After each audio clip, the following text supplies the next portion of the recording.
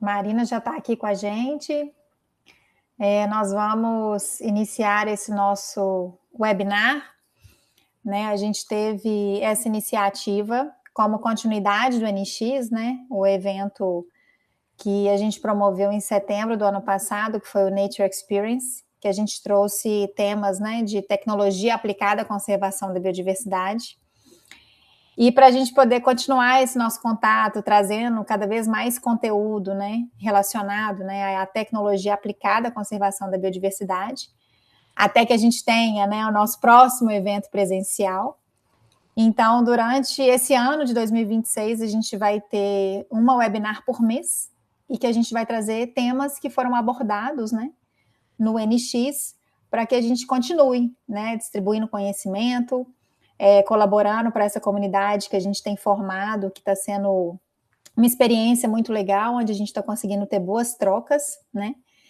E hoje, especialmente, a gente tem a nossa primeira webinar com o tema bioacústica e o impacto do ruído na fauna, que eu acho que é um tema extremamente importante e muito atual, apesar dele ser trabalhado, né, já há alguns anos, mas é uma temática que as pessoas estão olhando cada vez mais para elas, e inclusive a bioacústica tem crescido muito no Brasil. Então, para a gente poder falar desse tema super importante, a gente tem uma convidada especial que já está aqui com a gente, a Marina Duarte. A Marina que se formou na PUC Minas, né? Fez o mestrado na PUC também, o doutorado na UFMG, e ao longo da sua carreira, ela se dedicou à pesquisa da bioacústica e, sobretudo, do impacto do ruído na fauna. Então, Marina tem aí, né, Marina, atualmente, praticamente 20 anos de experiência nesse cenário, né? Então, com muita bagagem, atualmente é professora na Universidade de Salford, na Inglaterra. Então, nós estamos aqui com a Marina hoje para esse webinar super especial. Eu queria convidar vocês também para poder participar da nossa pesquisa sobre bioacústica. O link está em cima no chat. A gente está fazendo uma pesquisa que a gente vai publicar depois os resultados dessa pesquisa para a gente poder entender o panorama da bioacústica no Brasil, que a gente tem visto que tem só crescido. E então eu convido vocês a participar dessa pesquisa também e deixo aqui, né, a palavra com a Marina e espero que todos tenhamos uma ótima noite com muito conteúdo e que a gente saia daqui aprendendo muito. Marina, fica à vontade, muito obrigada, viu?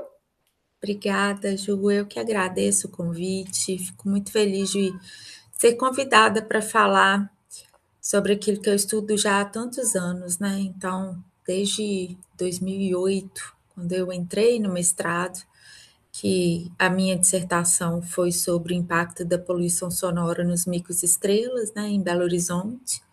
E até hoje eu continuo trabalhando nesse tópico. Então, hoje eu vou apresentar para vocês alguns resultados das pesquisas que eu tenho desenvolvido desde, né, dessa época, desde o início da minha carreira. E a gente vai conversar um pouquinho sobre vou dar algumas atualizações sobre o que tem acontecido assim no cenário, principalmente no cenário acadêmico e também no cenário da consultoria ambiental, em termos de licenciamento também. Eu vou compartilhar, então, a minha tela. Isso, e eu vou ficar aqui, gente, junto com vocês, mas acompanhando aqui pelos bastidores, para a Marina ficar à vontade, e vocês ficarem com a tela cheia dela aí e aproveitarem bastante o conteúdo. E daqui a pouco eu volto, tá? Um beijo, até mais. Beijo, Ju, até daqui a pouco. Até. Deixa eu compartilhar a tela aqui, então.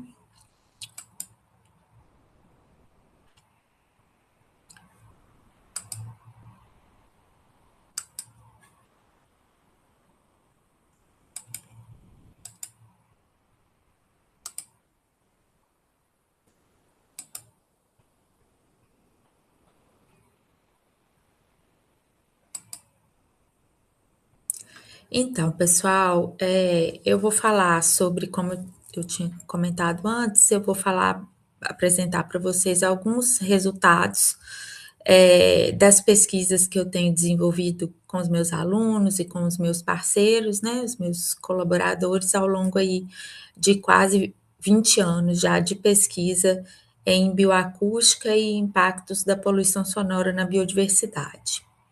Bom, por que é importante, né? Por que é importante a gente entender como que a poluição sonora afeta diferentes espécies? O principal motivo é porque a gente tem faixas, os animais eles diferem com relação à sua faixa auditiva, né?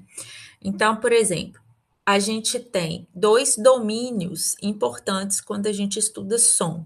A gente precisa entender o que é amplitude e como que a amplitude é descrita, e o que é frequência, né? E como que a gente expressa frequência através do som.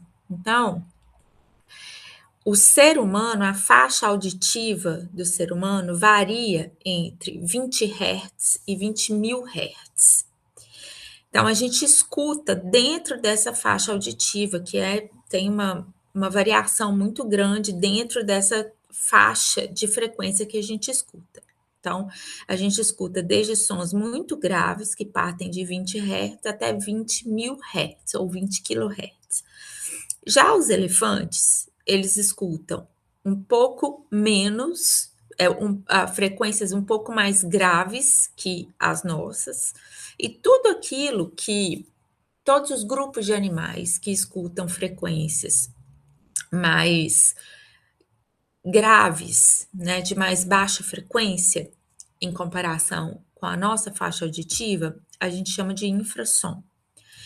E todos aqueles sons que ocorrem acima daquilo que é possível nós ouvirmos, a gente considera como ultrassom. Então, elefantes produzem infrassons, porque eles produzem sons e escutam sons em frequências abaixo daquela frequência que a gente é capaz de ouvir. O cão, eu acho que todo mundo, né, que tem cachorro sabe quão sensíveis esses animais são a sons de explosões, né, de fogo de artifício, diferentes tipos de ruído. Por quê? Porque a faixa de frequência que ele escuta é muito maior, né, do que do que o nosso espectro auditivo. Então, o cão ele escuta uma variação de sons que vão de 50 Hz a 45.000 Hz. E daí por diante, né? O gato, os felinos têm a audição ainda mais aguçada, escutando sons muito acima da frequência que nós, seres humanos, ouvimos. O camundongo, então, nem se fala, né? Escuta sons de altíssima frequência. Morcego, cetáceos, né? Baleia beluga, escuta de 1.000 a 120.000 Hz. E golfinhos também produzem ultrassom. E então existe essa variação muito grande entre as faixas auditivas de diferentes grupos de espécie. Então, é por isso que a gente não pode considerar que um ruído, que é um som que é considerado desagradável para o ser humano, vai ser considerado desagradável para outras espécies de animais. Porque tudo vai depender da forma como esses animais escutam e percebem os sinais auditivos, né? Então, só para vocês terem uma noção, eu gosto sempre, nas minhas palestras, eu gosto sempre de mostrar essa figura para as pessoas terem uma noção do quão diferente, né, divergente pode ser o sistema auditivo de diversas espécies de animais. Então, a gente sabe, né, bem conhecido, desde a década de 70 ou antes disso, né, que o ruído... O que é o ruído, na verdade? Quando eu falo ruído, eu não estou incluindo vocalização de bicho, tá? Porque ruído, o termo ruído significa um som que é considerado indesejável ou desagradável à nossa percepção. Então, a vocalização de um bicho não pode ser considerada ruído. A gente classifica, depois eu vou falar um pouquinho da classificação, de como que a gente classifica cada tipo de som. Então, a gente sabe que o ruído, que é o que a gente chama de poluição sonora, esse som desagradável e indesejável, ele pode causar nos seres humanos aumento da pressão arterial, dependendo da intensidade e da frequência de tempo que a pessoa está exposta a esse tipo de estímulo, problemas cardíacos, distúrbios no sono, surdez, estresse, aumento do nível de cortisol, né, que são os hormônios de adrenalina e cortisol, que são hormônios relacionados ao estresse fisiológico. E nos animais, né? A gente começou a parar para pensar em como o ruído afeta os animais terrestres há bem pouco tempo. Mais para frente eu vou mostrar para vocês um dos primeiros artigos assim mais em revistas mais importantes que apresentou algum resultado nesse sentido. Mas, falando um pouquinho do que eu já fiz, né, da minha trajetória, em 2005, quando eu ainda era aluna da graduação, eu comecei minha iniciação científica no projeto Micos Urbanos e eu era estagiária na época do Parque Municipal de Belo Horizonte. Para quem não é de Minas Gerais, é um parque urbano que fica bem no centro da cidade.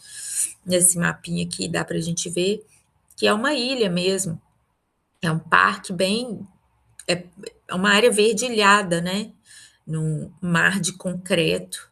E tem duas das maiores avenidas de Belo Horizonte que circundam esse parque, a Avenida dos Andradas e a Avenida Afonso Pena, que são grandes avenidas que produzem uma quantidade significativa de ruído. E aí, na época, era só um estudo de iniciação científica, eu fui com o GPS medindo a área de uso desses animais para saber quais as áreas eles frequentavam mais no parque. E aí, eu pude perceber que só tinha um grupo de mico-estrela no parque. E eles utilizavam mais as áreas centrais do parque do que as bordas do parque. E eu queria entender por que existia esse padrão, sendo que existiam árvores que forneciam alimento, frutos, né, e goma de árvore para esses animais em toda a extensão do parque. Então, quais eram os fatores que estavam afetando, né, a distribuição deles dentro do parque? E aí, depois, no segundo momento, quando eu terminei essa iniciação científica, eu resolvi fazer um mestrado. E aí eu resolvi me debruçar mais sobre isso e tentar entender quais eram esses fatores, né? O barulho de fato estava afetando a área de vida desses animais. E foi aí que a gente publicou os primeiros resultados da minha dissertação de mestrado na Biology Letters, mostrando que o ruído do parque realmente afetava a escolha da área de uso, né, a intensidade de uso da área de vida desses animais. Então, o que a gente fez? Eu estabeleci 45 pontos de medição de ruído ao longo de toda a extensão do parque. Esses pontinhos amarelos, cada pontinho amarelo é um ponto de medição. E eu vim com um medidor de nível sonoro, medindo 15 minutos, se eu não me engano, em cada ponto, em categorias de dias e horários diferentes. Dias da semana, no final de semana, quando tinha a feira hippie, que é uma feira que fecha a Avenida Afonso Pena nos dias de domingo, eu classificava esse dia como um dia diferente, porque isso alterava toda a paisagem sonora do parque. Então, eu medi 450 vezes. Eu medi cada ponto, foi medido o ruído 10 vezes, fora as vezes que eu precisei de cancelar, iniciar de novo a gravação, enfim.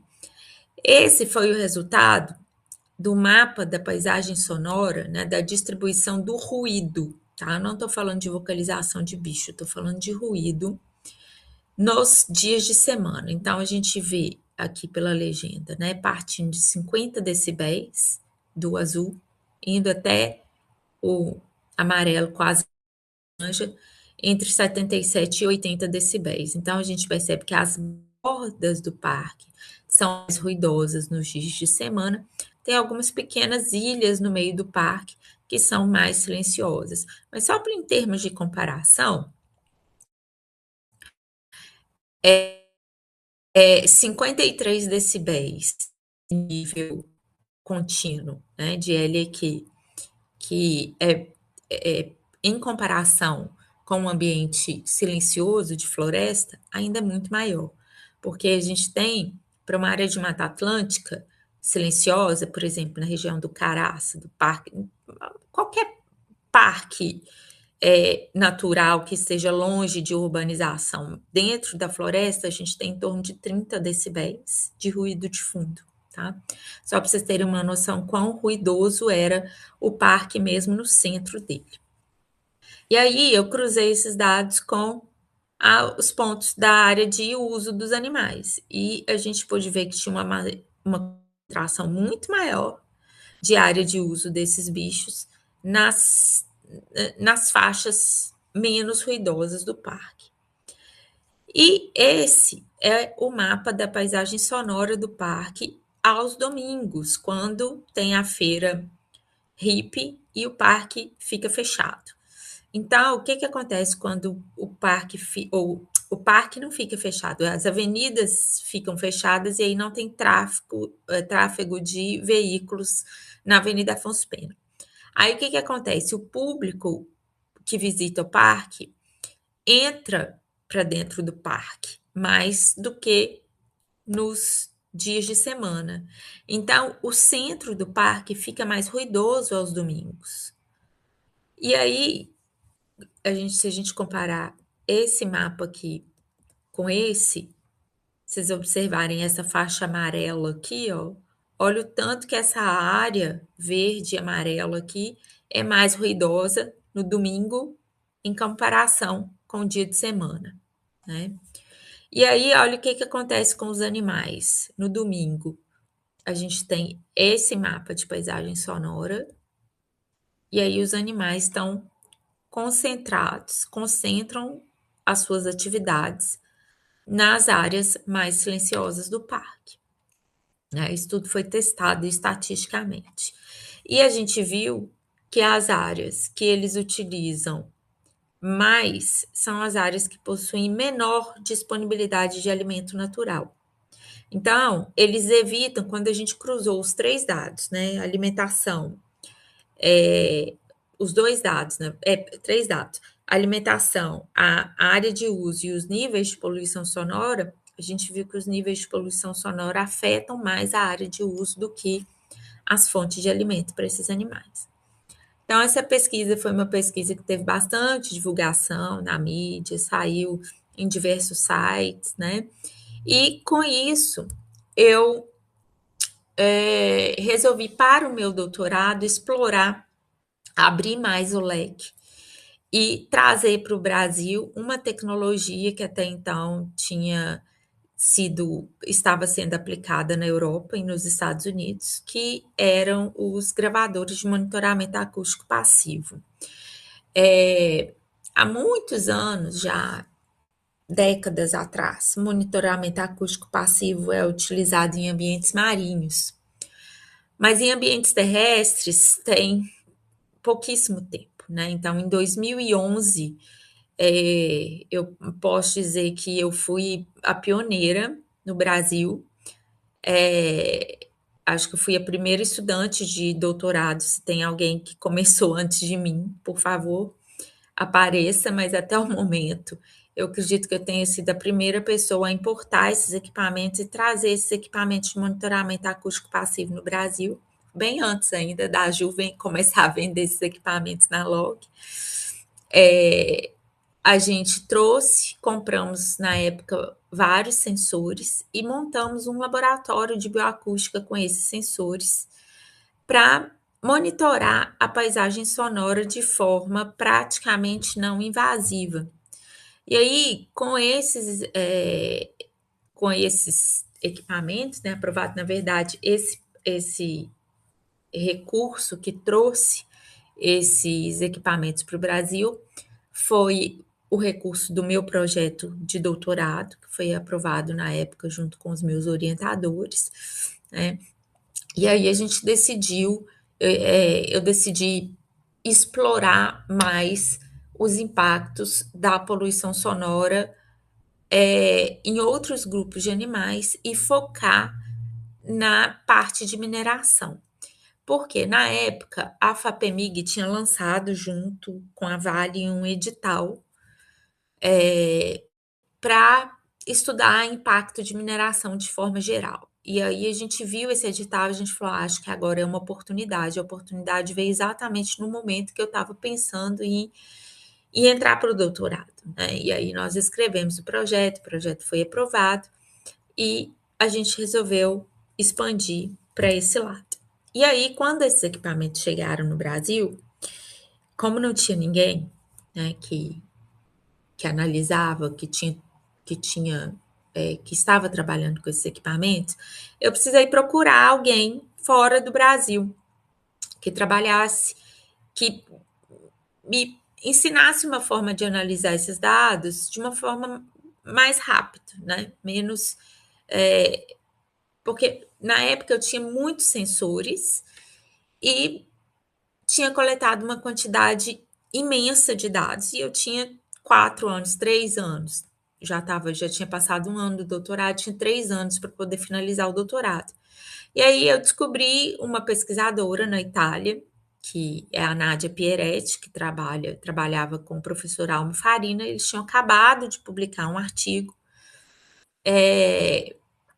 apresentando o ACI, que é um dos índices mais antigos de paisagem sonora hoje, né? Mais antigos, mas assim, ele é de 2011, então não é tão antigo assim. E aí eu entrei em contato com ela e falei, olha, eu acabei de entrar no doutorado aqui no Brasil, ainda não sei como que eu vou fazer para analisar todos esses dados. Era uma quantidade absurda de dados, era tipo, a cada coleta eu tinha quase 2 teras de dados. E aí eu falei para ela, olha, eu preciso aprender a analisar esses dados de uma forma mais rápida. Aí ela foi, quando eu mandei um e-mail para ela pedindo o artigo dela, foi uma super coincidência, porque ela estava indo para o Brasil. Ela tinha uma parceria no Rio Grande do Sul, se eu não me engano. E aí ela foi para a universidade onde eu estava estudando na época, e a gente iniciou uma parceria e até hoje a gente trabalha junto, né? Então, se não fosse a Nádia, durante o meu projeto de doutorado, teria sido muito mais difícil para mim. Então, nessa época ainda não existia ninguém trabalhando com índices de paisagem sonora ou nada ainda sendo desenvolvido no Brasil. E esse artigo, quando eu falo para vocês que as coisas são recentes, é porque, olha só, esse artigo foi publicado em 2003. Esse artigo é um trabalho que eu considero assim, pioneiro em trazer resultados sobre mudanças nas frequências e impacto da poluição sonora nas vocalizações dos animais. Então, esse trabalho foi uma comunicação curta na revista Nature, e ele mostrou pela primeira vez que aves que estão em ambiente ruidoso podem alterar as frequências das vocalizações em resposta ao mascaramento pela poluição sonora. Então, eu até coloquei o título desse slide como Virando Soprano, porque é como se os animais eles aumentam a faixa de frequência deles, é claro que tem um limite, né? Mas eles aumentam a produção, a frequência da emissão do som para evitar que o ruído mascare a sua vocalização. Então, esse foi o primeiro trabalho, um trabalho que eu considero pioneiro nessa área. E aí, em 2015, eu já estava terminando o meu doutorado, a gente publicou esse que foi o primeiro trabalho que trata que aborda, né, o impacto da poluição sonora, especificamente de mineração, na comunicação acústica da fauna de forma geral. Então, o que que eu fiz? Eu gravei, instalei 6 sensores de monitoramento acústico passivo na borda de uma estrada da mina do Brucutu, que é uma das maiores minas da Vale. Instalei outros 6 sensores numa área distante 3 quilômetros da mina.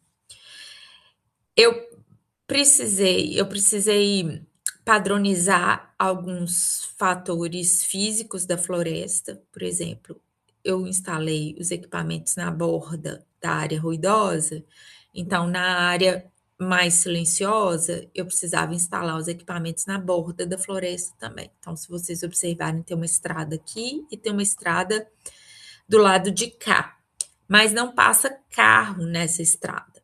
Era só mesmo para padronizar as características físicas do ambiente. Então, eu comparei a paisagem sonora a 75 metros da mina com a paisagem sonora a 2.500 metros, quase 3.000 metros, se eu não me engano, da mina. A gente percebeu que o ruído de mineração ele vinha predominantemente sendo produzido pelo tráfego de caminhões, né? Não tanto das explosões, porque as explosões têm horários fixos, né? Mas o caminhão é aquele ruído constante que passa 24 horas, sábado, domingo, feriado, não tem hora para acabar. E aí, o que que eu fiz? Eu fiz um catálogo com os espectrogramas, que são as representações sonoras de cada tipo de ruído que eu consegui identificar na mina. Então, aqui eu tenho uma mancha de caminhão, do tráfego, né, que mostra que o barulho produzido pelo tráfego. Eu tenho uma manchinha aqui pequena que mostra o ruído produzido por explosão. Eu tenho um outro padrão de ruído aqui, que é aquele barulho aquele sinal de ré, quando os caminhões vão dar ré, que eles fazem um sinal contínuo, né, de alarme. Tem o sinal de buzina dos caminhões, né? E tem um outro sinal aqui que eu já. Esse aqui é de buzina e esse aqui já não. É sinal de ré, sirene. E tem esse sinal aqui de sirene, de intervalo de turno, se eu não me engano. Enfim, a gente classificou os diferentes tipos de ruído produzido pela mina.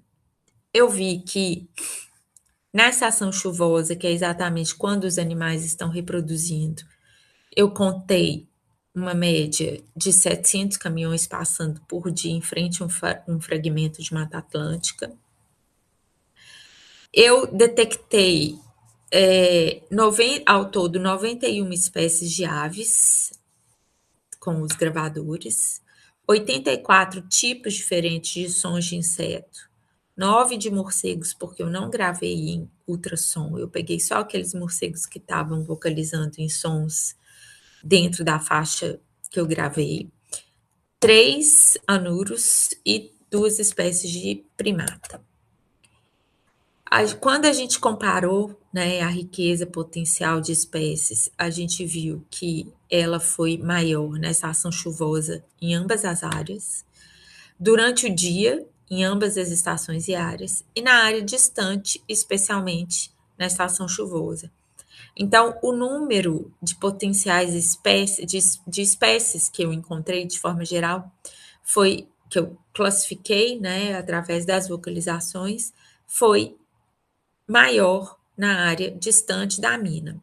E aí, o índice de complexidade acústica mostrou que na área ruidosa, os animais estavam vocalizando com maior intensidade que é um outro tipo de recurso que os animais podem utilizar, nem sei se eu posso chamar isso de recurso, mas é talvez um comportamento adaptativo, que seria vocalizar com mais ênfase, com mais amplitude, para tentar minimizar o impacto do ruído e otimizar a transmissão do sinal num ambiente ruidoso. Então, a gente viu aqui na figura que durante o dia, os animais estão cantando, digamos, cantando mais alto, é como se eles estivessem gritando, né? Tentando vocalizar com uma amplitude mais alta numa área mais ruidosa em comparação com a área mais silenciosa. E aí, acabou que, como sempre, né, eu termino as minhas pesquisas com mais perguntas ainda para fazer. E depois do meu doutorado, eu fiquei me perguntando, querendo entender mais se o ruído tinha um impacto na comunicação dos insetos e se esse impacto era diferente do impacto na comunicação das aves.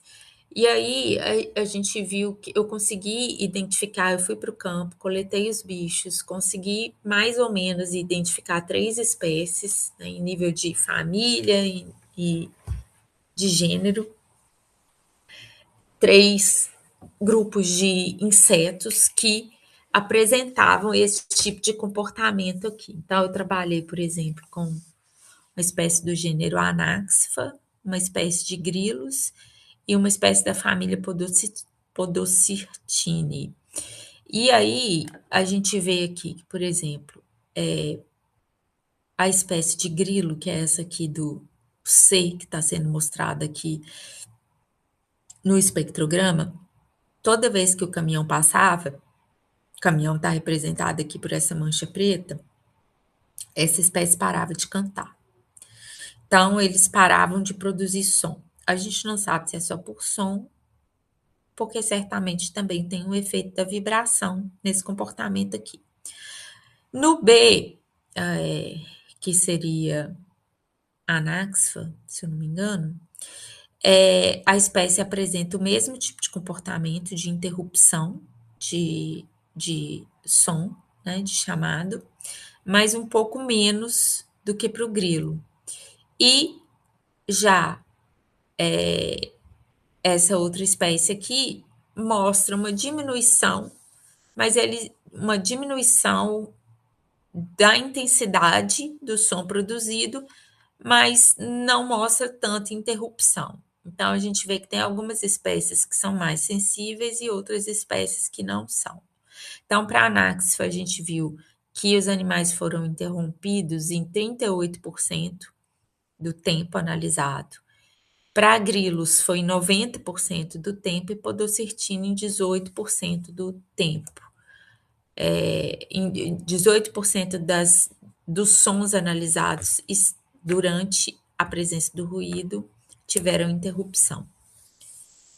E aí, como eu sempre gostei muito de primata, né, de estudar os primatas, eu queria que pelo menos um capítulo da minha tese fosse dedicado a eles. Então, o meu último capítulo foi desenvolvido com base na a pergunta que eu queria responder era, e os gigós, né? E esses animais, esses primatas que vocalizam uma frequência tão grave, como que eles se comportam acusticamente diante desse impacto enorme aí da mineração? Então, o que a gente viu? Naquelas 2 áreas que eu estudei perto da mina do Brucutu, tinham 2 grupos de gigós, ou sauá. Esses grupos, eles estavam isolados por um rio, tá? Então, muito provavelmente, eles não conseguia acessar a área de vida do outro. E esses grupos, o grupo da área distante produziu muito mais vocalizações ao longo do ano do que o grupo. Nós registramos muito mais vocalizações na área silenciosa do que na área ruidosa.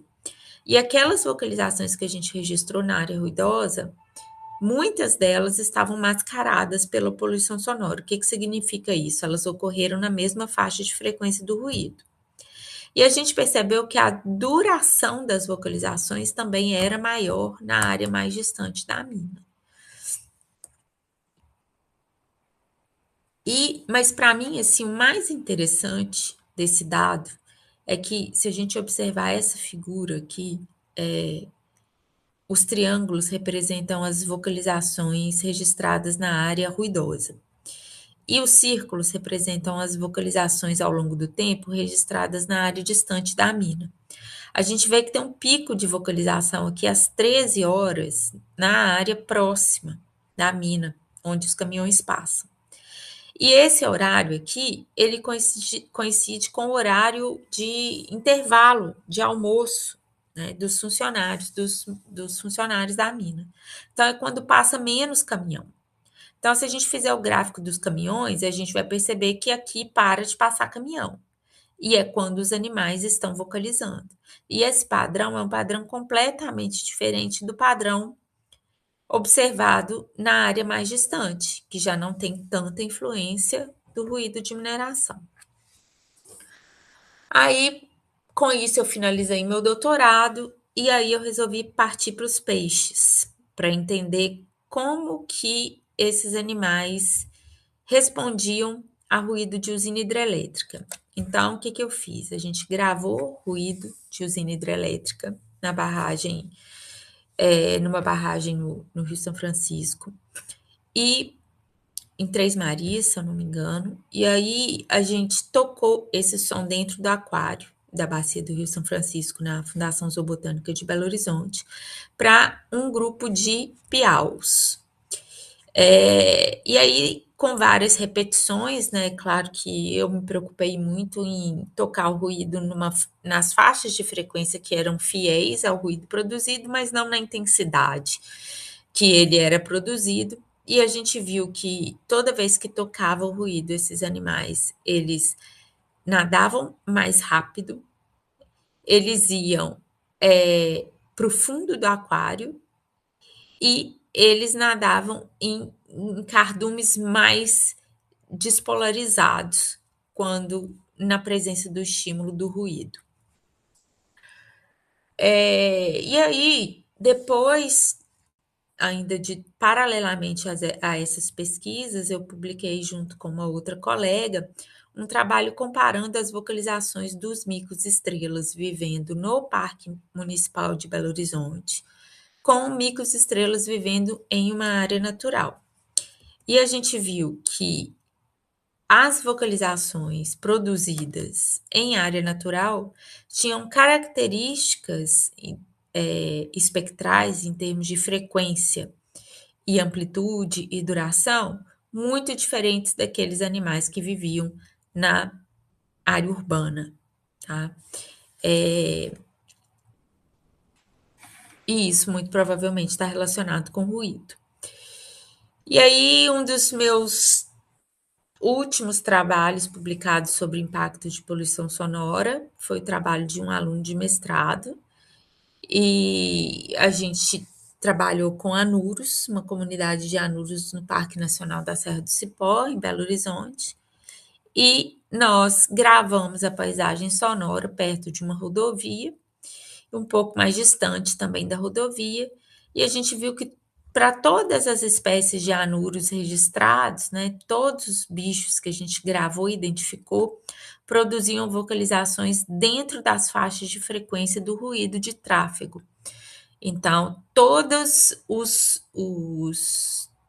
as espécies estavam tendo a sua comunicação, de certa forma, minimizada mascarada pelo impacto da poluição sonora.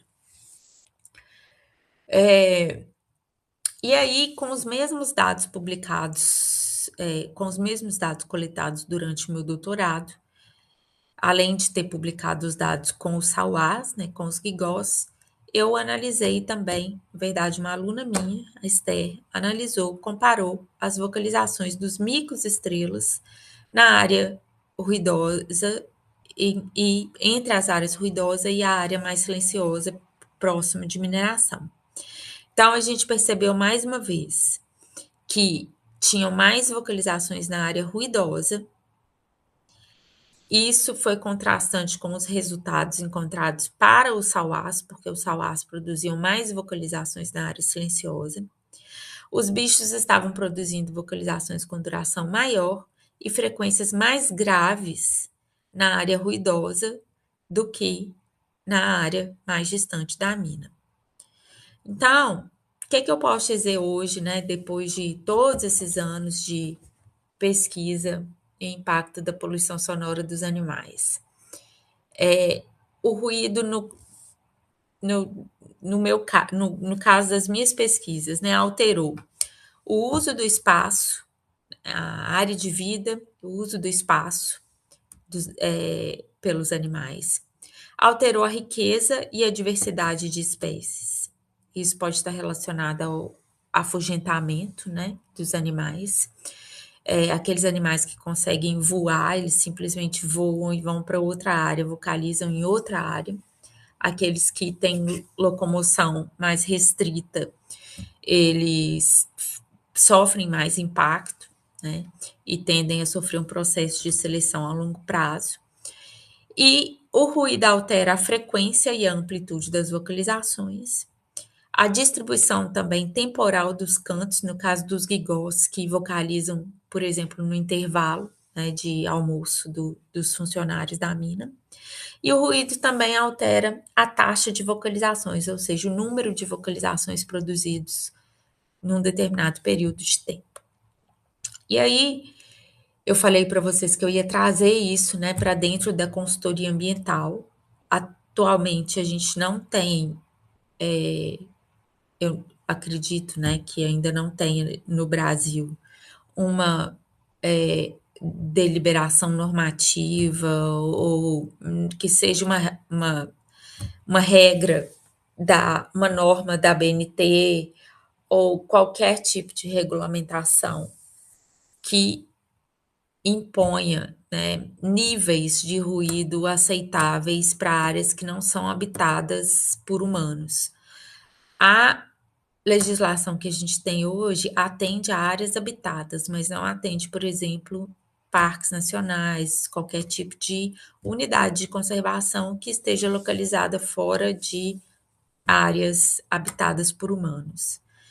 E a gente viu, né, que o ruído impacta e muito.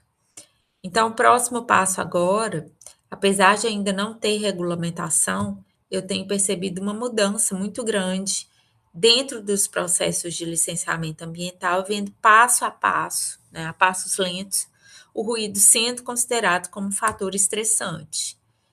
E as formas de analisar o impacto da poluição sonora nos animais também têm alterado e as coisas têm se tornado mais automáticas, mais automatizadas e mais fáceis, né, para se desenvolver.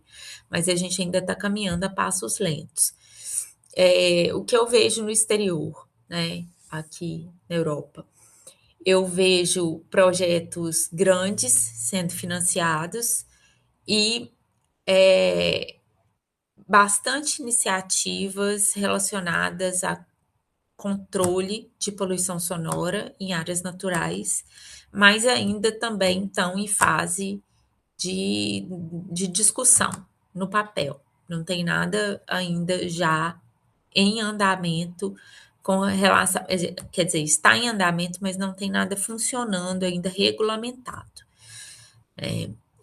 Mas eu tenho percebido um movimento forte considerando o impacto da poluição sonora como um fator estressor dentro dos processos de licenciamento ambiental, tanto no Brasil quanto em outros países da América Latina e na Europa também. Estou falando de ambiente terrestre, tá? Porque eu não sei se tem alguém que trabalhe com ambiente marinho aqui, e eu sei que para ambiente marinho as coisas são bem mais desenvolvidas. Bom, eu queria deixar um tempinho agora para pergunta, espero que vocês tenham gostado da apresentação. E é isso. Quem quiser entrar em contato comigo, esse é o meu e-mail. E eu queria agradecer mais uma vez a Juliana e a Ana Paula pelo convite. Muito obrigada. Marina, Eu que agradeço. Muito obrigada por esse conteúdo maravilhoso que você trouxe. Eu não sei para quem está aqui assistindo junto com a gente, mas para mim abre infinitas perguntas na minha cabeça em relação a essa questão de impacto sonoro, né, na fauna a longo prazo, principalmente. Só antes de trazer as perguntas aqui, eu queria só que você falasse o seu e-mail, porque no último slide ali não tinha o seu e-mail. Aí Não? eu queria só que você falasse aqui pra gente, que daí a gente coloca aqui no chat. Tá. Pra poder... m.h.l. Peraí. m.h.l. Se eu pudesse escrever, eu não tô conseguindo escrever no chat, senão eu colocava aqui no chat. Pode me mandar por escrito aqui no telefone, que eu peço o Bruno, que está ajudando a gente aqui nos bastidores, ele coloca no chat pra gente. Tá. Vou te mandar aí agora, porque eu não tô com o meu telefone aqui, eu vou ligar aqui no... Peraí.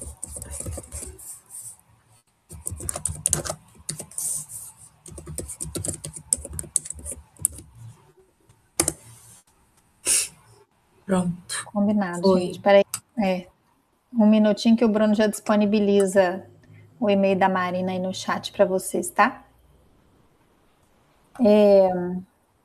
A gente tem perguntas aqui. Quem fez uma primeira pergunta foi o Brock. Eu acho que é assim que fala, porque é assim que está escrito. Então, desculpa se não é assim que a gente fala. Mas ele trouxe, inclusive, uma pergunta relacionada ao trabalho que você fez com anfíbios, né, no impacto em rodovia.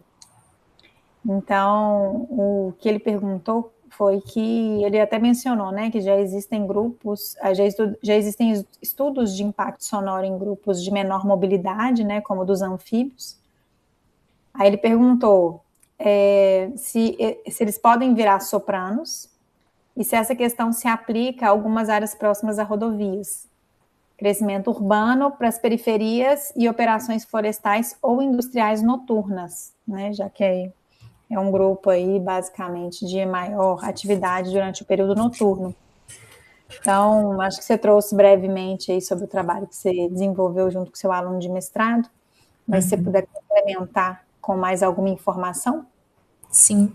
Bom, tem diversos artigos mostrando que algumas espécies, muitas espécies de anfíbios anuros alteram as frequências das vocalizações na presença do ruído. Agora, o que as pesquisas têm mostrado é que cada espécie é diferente. Da mesma forma que eu mostrei duas espécies de primatas, né? O mico-estrelo Calitrix penicillata numa área ruidosa, ao invés de aumentar a frequência, que seria virar soprano, é claro que é só uma alusão, uma brincadeira que a gente faz com essa frase, porque o soprano é a primeira voz, é a voz mais aguda feminina no caso de um coral, né? Então, virar soprano seria passar do contralto para o soprano, que seria de uma voz mais grave para uma voz mais aguda.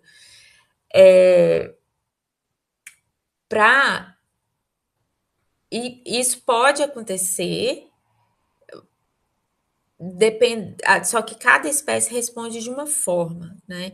Então, a gente tem o mico-estrela, por exemplo, ao invés de, no meu caso, ele diminuiu as frequências foram mais graves na área ruidosa, ao invés de serem mais agudas. Mas para os gigós, não. Para os gigós, a gente percebeu o padrão esperado, que era aumentar a frequência mínima para evitar o mascaramento. Então, espécies de anuros, eles podem exibir os dois tipos de resposta, né? Tanto aumentar a frequência mínima como diminuir. Isso vai depender muito do comportamento vocal da espécie. Entendi. Então, assim, atualmente a gente não consegue classificar, talvez, ecossistemas ou grupos taxonômicos que podem ser considerados mais vulneráveis ao ruído, por exemplo. Tecnicamente, os mais vulneráveis são aqueles que possuem vocalizações que vocalizam nas mesmas faixas de frequência do ruído.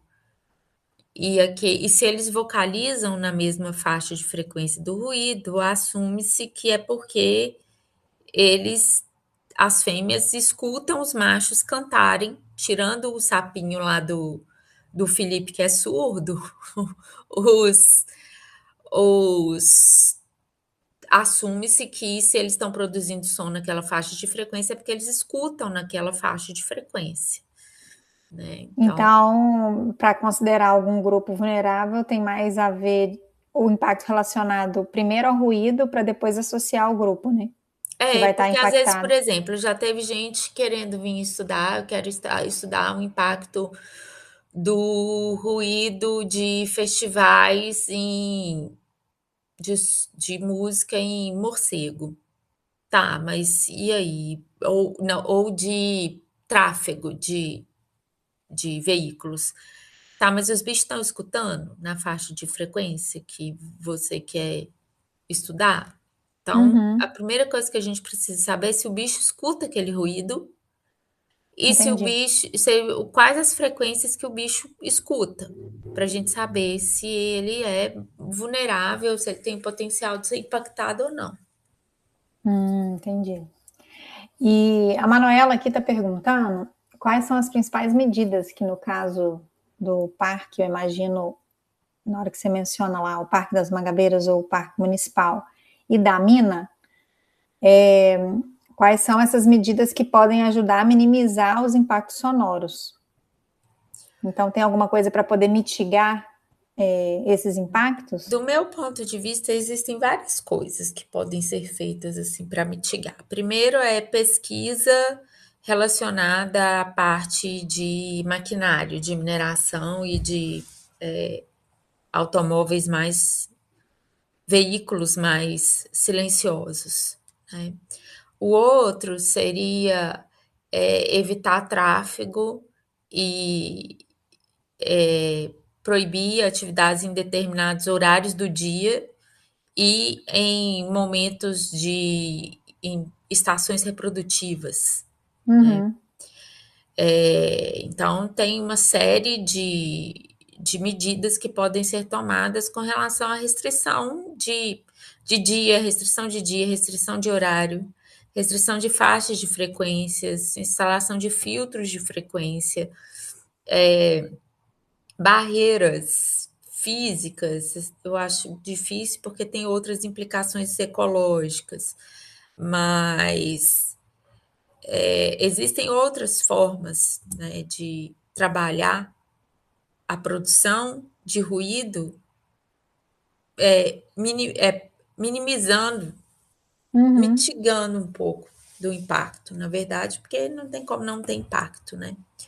Mas se a Às gente vezes sabe, até por criando exemplo, filtro, talvez, sei lá, eu não assim, faz muito barulho, talvez tentar diminuir o ruído daquele equipamento utilizando alguma coisa no próprio equipamento para reduzir o ruído. exatamente. A questão que a gente tem hoje é o gargalo financeiro, né? Porque as empresas mineradoras querem gastar o mínimo possível por isso que a gente tem que bater o pé para ter regulamentação, né? Enquanto não está regulamentado, enquanto não tem legislação, eles não têm obrigação de fazer nada. Mas já existem alternativas de veículos mais silenciosos, só que esses veículos são mais caros, né? Uhum. E envolvem muitos recursos que às vezes eles não estão interessados em fazer, porque não é cobrado, não é exigido, né?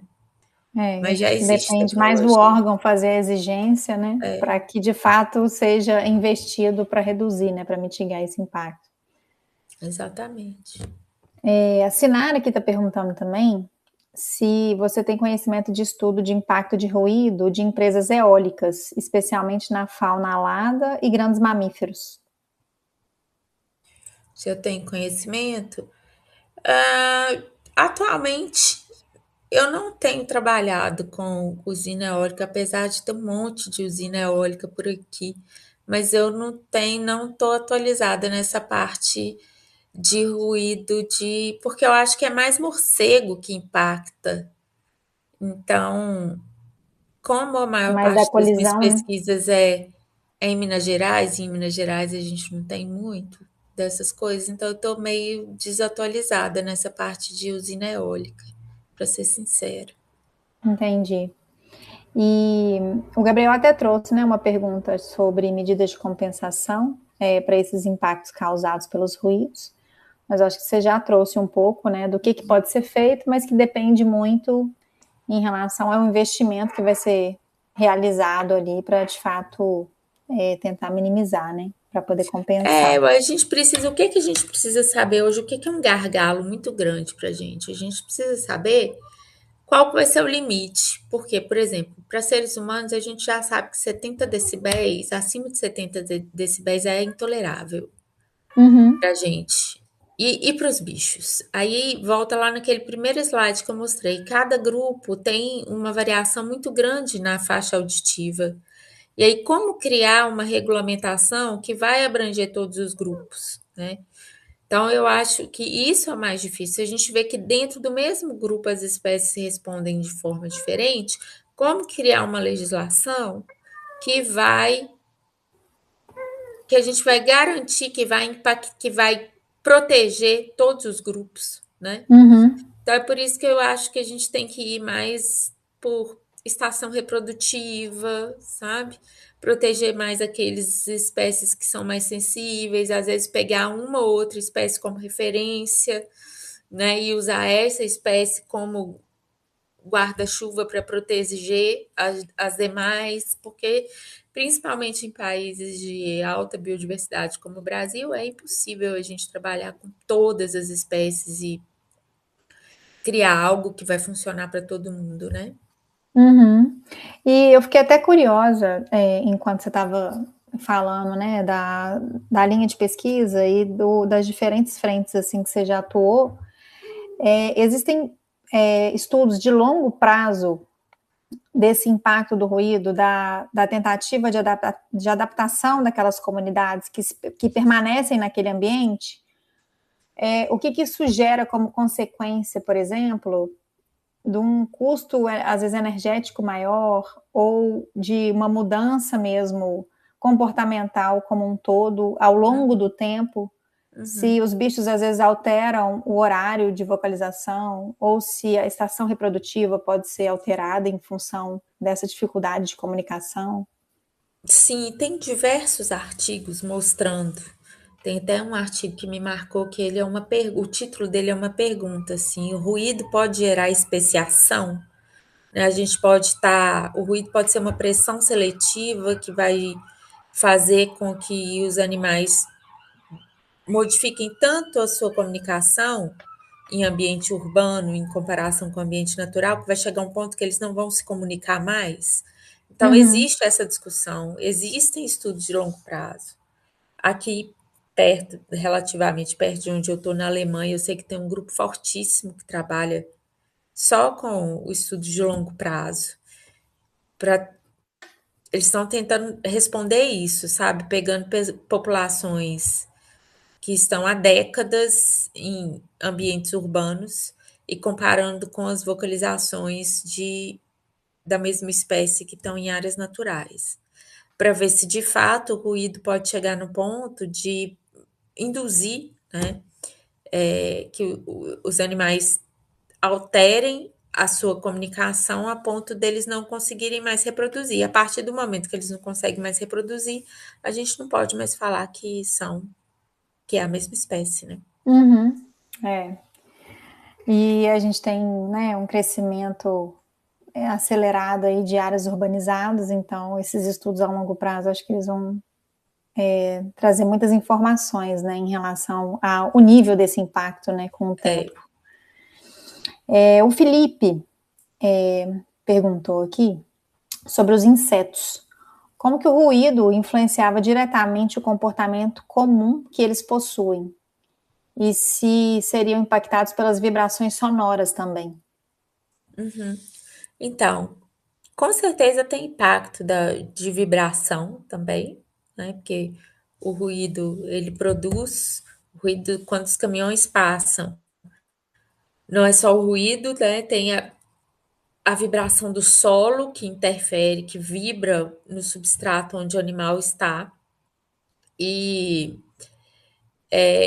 como que a gente sabe que estava afetando o comportamento normal dos bichos? A gente sabe porque a gente comparou as mesmas estridulações, os mesmos sons produzidos na área ruidosa com os sons produzidos na área mais distante da mina. Então a gente mediu os intervalos de ocorrência das vocalizações na área ruidosa e na área silenciosa. E a gente viu que os bichos cantavam continuamente, sem serem interrompidos na área silenciosa. E na área ruidosa, lá, cada vez que o caminhão passava, os bichos estavam sendo interrompidos. Então, o animal cantava chamando a fêmea, passava um caminhão. Cantava chamando a fêmea, passava um caminhão.